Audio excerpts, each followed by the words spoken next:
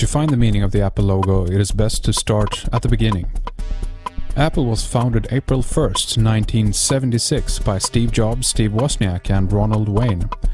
The computers were hand-built by Wozniak and first shown to the public at the Homebrew Computer Club group in Palo Alto, California. The Apple I went on sale in July 1976. A local computer dealer saw it and ordered 100 units. About 200 Apple I's were built and sold over a 10-month period for the symbolically unsettling price of $666.66. Apple's first logo was designed by Steve Jobs and drawn by Ronald Wayne, depicting Sir Isaac Newton sitting under an apple tree. The words Apple Computer Co. were drawn on a ribbon banner ornamenting the picture frame. The frame itself held a quotation from Wordsworth, "Newton, a mind forever voyaging through strange seas of thought, alone." Sir Isaac Newton was an English physicist, mathematician, astronomer, natural philosopher, alchemist and theologian, and is considered by many scholars and of the general public to be one of the most influential people in human history. Newton's scientific work may have been of lesser personal importance to him, as he placed emphasis on rediscovering the occult wisdom of the ancients. He is probably best known for his work on universal gravitation. He built the first practical reflecting telescope, and he developed a theory of color based on the observation that a prism decomposes white light into the many colors that form the visible spectrum.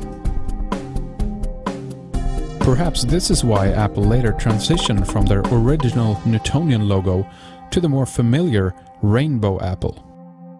A prism is a triangular or pyramidical transparent optical element, usually made of glass, that refract light.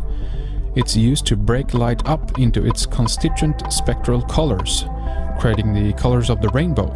This is something Newton worked on and developed in his work on optics. Is this Apple's way of telling us that they are of the light, enlightened, or in some way manipulating light?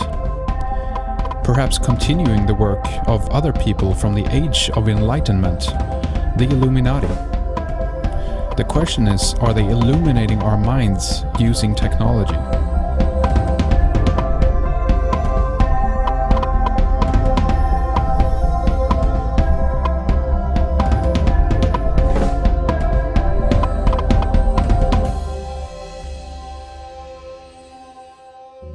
In 1977, Rob Janoff, working for Regis McKenna as an art director, was tasked to redesign Apple's logo.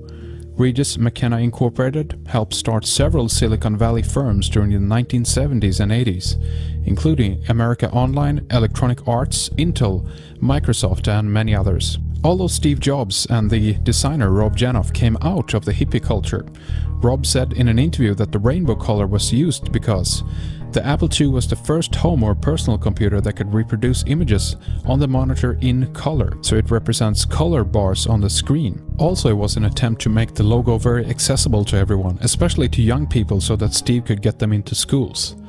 Another source stated that Steve wanted the rainbow colors because it humanized the company. Jean-Louis Gasset, the executive at Apple Computer from 81 to 90, was asked about his thoughts about the Apple logo.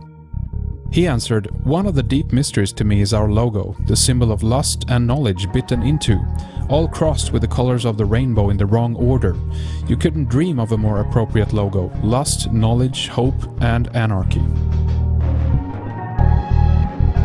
In the beginning, Steve Jobs and Steve Wozniak were building and selling the Apple I computer from the Jobs family garage on 2066 Christ Drive, Los Altos, California.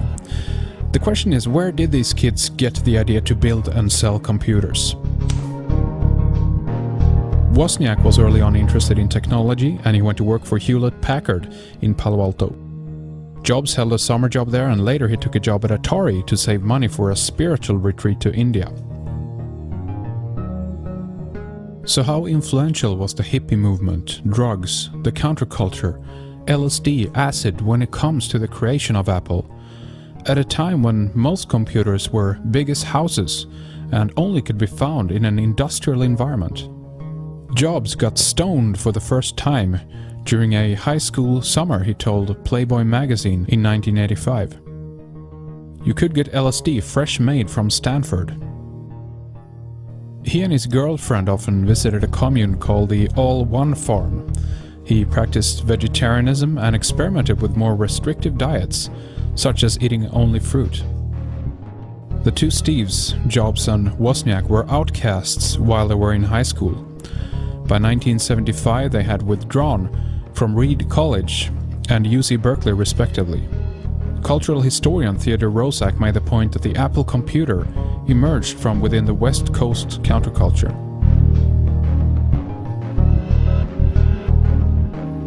Eventually the rainbow colors in the Apple were replaced by a monochrome theme, still with the light shining behind it. But more interestingly, let's look at the byte in the Apple logo. According to the designer Rob Janoff, it is not a reference to the computing term byte. A byte is 8 bits. A bit or binary digit can be used to represent two states of information: 1 or 0, on or off, true or false, male or female, ignorance or knowledge. How about good or evil? The more bytes, the more intelligence, the more information you can store or process faster. What fruit is the apple referring to anyway? Is it Newton's apple that fell onto his head when he got the idea for how gravity works? Many have speculated that it's a reference to the father of the modern computer, Alan Turing, who was imprisoned on charges of homosexuality in 1952.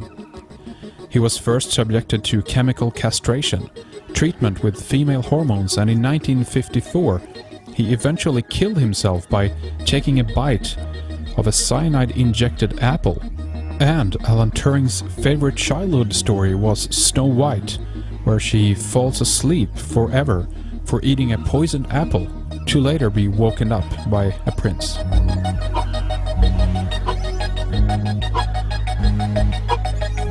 Maybe it's a reference to the forbidden fruit in the Garden of Eden. The bite taken out of it would suggest that it is. If this is a reference to the apple from the tree of knowledge of good and evil in the Garden of Eden, then what does that make the apple company? Eve, the serpent, or maybe the knowledge itself? Malum in Latin means both apple and evil. Is Apple aligning themselves with the adversary, the Antichrist, the snake, or Lucifer, the rebel and liberator of God's monotheistic tyranny?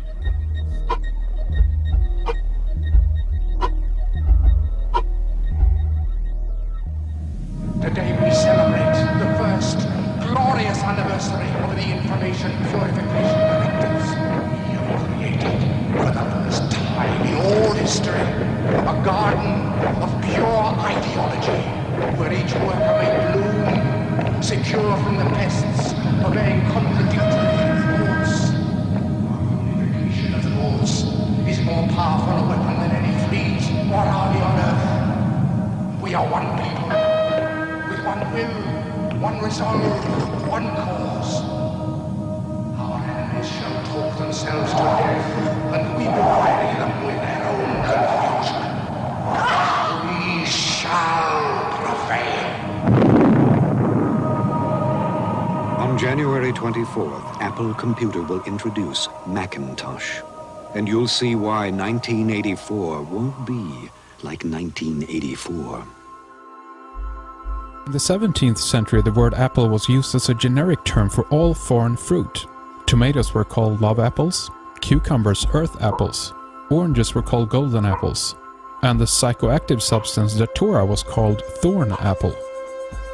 The plants told us, Jeremy Norby says in his book The Cosmic Serpent.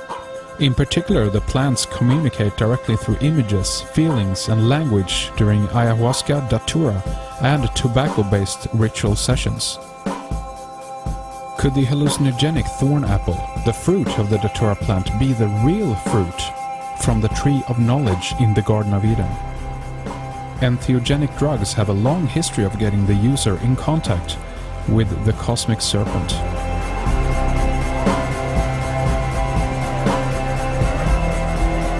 When the designer was asked in an interview, is it a reference to the biblical event when Eve bit into the forbidden fruit, he said, "It's all BS, it's a wonderful urban legend. Somebody starts it and then people go, oh yeah, that must be it." Even when he was asked in a follow-up question, is it possible you were influenced subconsciously by these stories, he said, "Well, I'm probably the least religious person, so Adam and Eve didn't have anything to do with it. The bite of knowledge sounds fabulous, but that's not it."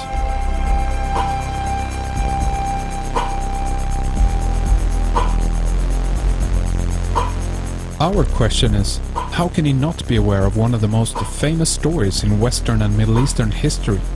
Furthermore, acting subconsciously would not be something that you would be conscious of.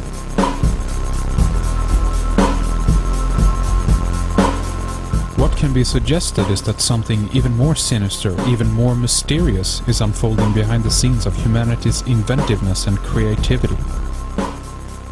Small nudges and subtle yet powerful suggestions might be given to us from places and dimensions we're not yet so familiar with. So it doesn't have to be a conscious conspiracy on the part of the creators and designers to weave this subtextual narrative into the simple logo. But it could be echoes of something bigger than that, working through them. The story finds its way into popular culture and continues to renew itself in modern times. It could be argued that there is a message in everything, and the message is there if you're clever enough to find it.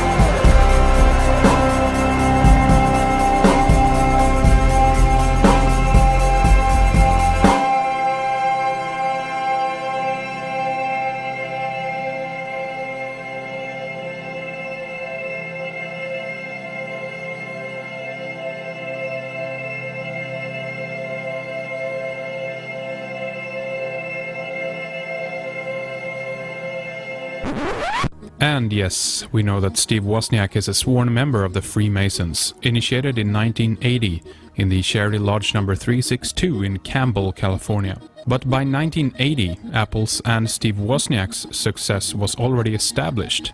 Apple's logo had already been designed and gone through the major overhaul.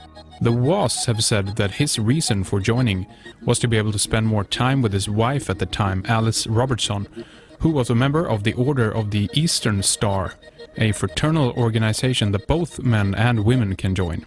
He says he quickly rose to a third-degree Freemason. He says that although he took the necessary oaths and is a lifetime Freemason, he doesn't actually put a whole lot of stock in the mystical and religious overtones of the oath or the order. So the question is what influence joining the Masons had on him and Apple.